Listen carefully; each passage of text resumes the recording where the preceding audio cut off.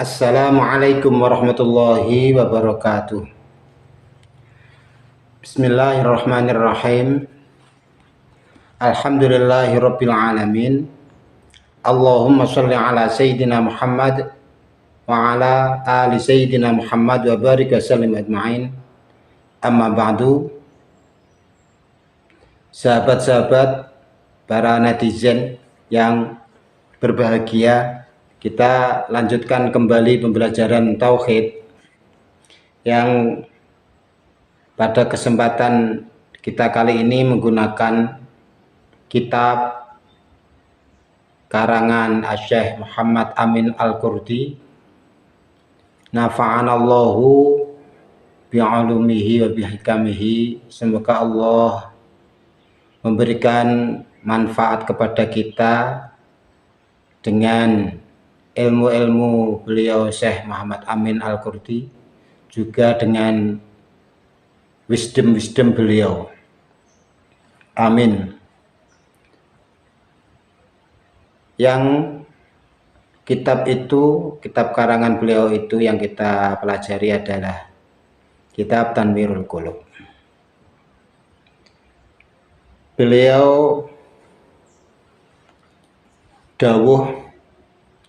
Beliau berkata, Bismillahirrahmanirrahim. Wa amal kidamu, anapun utawi sifat kidam, sifat dingin, al wajibu kang wajib, kang mesti, lahu kedue Allah Ta'ala halim wa luhur sapa Allah, iku famaknahu mengkau tawi pengertiane al-qidam iku ada muftitahil wujudi, ora anane dadi den kawitane sifat ono, ai annahu tegese setuhune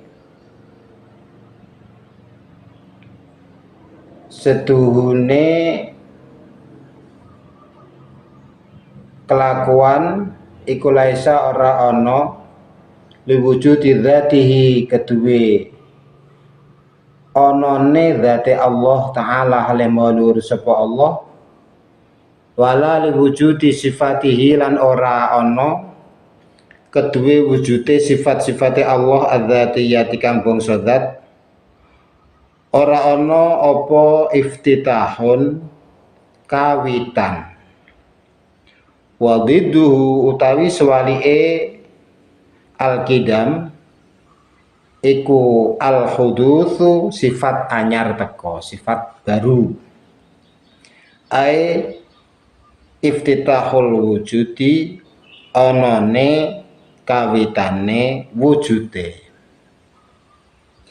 Adapun makna qidam, bahwa Allah Maha Dahulu, yang sifat Maha Dahulu ini pasti atau wajib ada pada Allah, pengertiannya adalah tidak adanya permulaan atas wujudnya Allah, yakni wujudnya zat Allah tidak ada permulaan, wujudnya sifat Allah tidak ada permulaan. Maha dahulu. Jadi tidak masuk akal Allah ada permulaannya. Kalau dikatakan maha dahulu itu berarti ada tanpa permulaan. Mengerti dan kemudian mengamalkan tindak lanjut dari mengerti akan sifat qidam ini sangat penting, sangat berguna untuk menerapkan tauhid sehari-hari. Jadi begini, jadi sehari-hari itu sebetulnya kita seharusnya mengamalkan tauhid. Ya harus itu. Tapi banyak orang yang belum mengerti soal ini, maka kita supaya mengerti kita belajar ini. Jadi yang namanya tauhid itu mengesakan, menunggalkan, bukan memahami bahwa ada yang manunggal. Manunggal itu berarti asalnya dua atau lebih menjadi bersatu, itu manunggal. Ini enggak ada, tauhid itu bukan manunggal, tapi menunggalkan. Memahami, menyadari bahwa apapun itu bermula dari yang tunggal. Lah, kalau orang bisa membedakan antara kidam dan lawannya kidam adalah hudud, baru.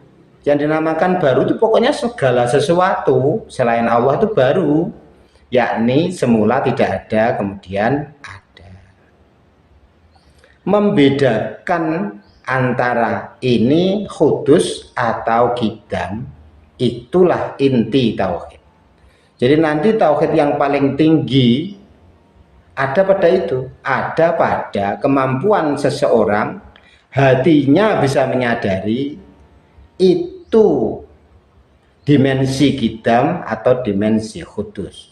Bisa membedakan itu, berarti orang itu tauhidnya kuat. Nah, kebanyakan orang itu nggak sampai sadar ada dimensi kidam pada segala sesuatu, itu ada dimensi kidamnya. Ada dimensi hudusnya. Ini untuk makhluk. Artinya sudut pandangnya bisa di sudut pandang hudus, tapi penciptaannya itu sudah kidam. Contohnya mengamalkan tauhid, yaitu apa ini yang bernama tauhid tadi, membedakan ini kidam apa hudus. Ifradul kidam anil hadath atau hudus, membedakan sifat dahulu dengan sifat baru. Ada satu kejadian, misalnya sudah terjadi kemarin, ada sebuah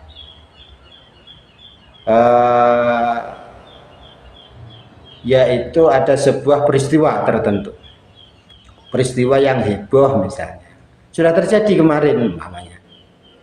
Lah,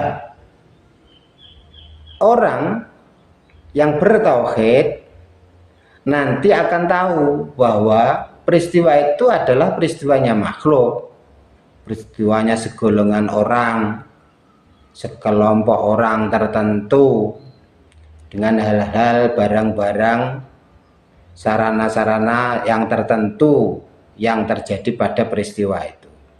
Itu dimensi barunya. Akan tetapi harus tahu dia, orang yang bertauhid itu harus tahu bahwa itu hakikatnya sudah ditentukan oleh Allah, sudah diciptakan oleh Zat yang Maha Kidam. Kemampuan ini kalau dilakukan dengan bagus dalam setiap hal, orang nanti akan menjadi balance atau seimbang, punya keseimbangan hidup yang kuat. Jadi hatinya ini ketika melihat itu kejadian karena kesalahan manusia, kesalahan keluarga, atau kesalahan dirinya sendiri, atau kesalahan teman, atau kesalahan teman kerja, atau bahkan kesalahan diri sendiri, ini menyalahkan ini sak pase, proporsional. Jadi menurut syariat kok dianggap salah, maka dia baru menyalahkan. Nah, syariat ini lahiriah. Nah, secara batin orang itu sadar bahwa peristiwa tersebut adalah sudah ketentuan dari Gusti Allah Azza wa Jalla, sampun tinulis. Jadi akhirnya orang ini Menyalahkan orang itu nggak pernah berlebihan. Getuni sesuatu tidak pernah berlebihan.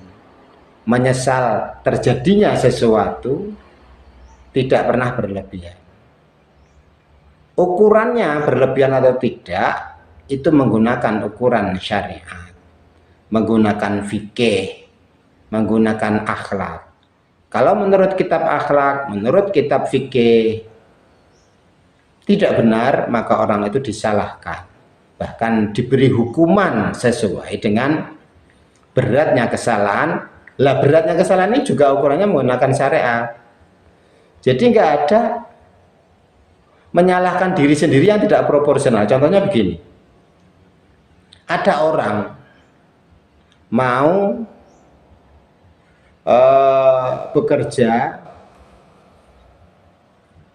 mendirikan sebuah perusahaan, sudah dihitung segala kemungkinannya menurut ilmu pengetahuan dan pengalaman, sudah disurvei pasar, sudah tanya sana tanya sini, sudah selamatan, sodakoh lidaf'il bala.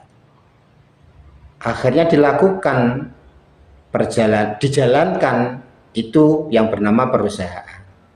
Perusahaan berjalan umpamanya dan tidak berhasil, 3 bulan macet umpamanya, atau terjadi bencana yang menyebabkan perusahaan itu maut. Lah orang ini kemudian karena tauhidnya kuat, maka dia menyalahkan, tidak ngawur, tidak berlebihan, menyalahkan siapapun termasuk menyalahkan dirinya sendiri, tidak berlebihan. Bahkan kalau di situ dalam tragedi kemacetan perusahaan itu menurut syariat, menurut ilmu ekonomi, menurut apapun ilmu pengetahuan dan pengalaman manusia itu sudah cukup benar, makanya nggak usah menyalahkan. Ya sudah, itu musibah sudah ditentukan oleh Allah. Kalau orang itu mau jujur dan terbuka, lihatlah banyak kejadian pada kita, pada diri kita, teman-teman kita, kenalan-kenalan kita, atau pada berita-berita itu, sesuatu sudah diusahakan begitu rupa, ditata, disurvei, pokoknya sebaik-baiknya sudah, perencanaan planningnya ini sudah dilakukan sebaik-baiknya. Ternyata gagal. Itu banyak contoh, nasional maupun regional, bahkan diri kita sendiri, rencana diri kita sendiri juga begitu, banyak yang begitu, banyak contohnya. Lah yang seperti itu contoh yang seharusnya menyadarkan kepada kita, sesuatu kerja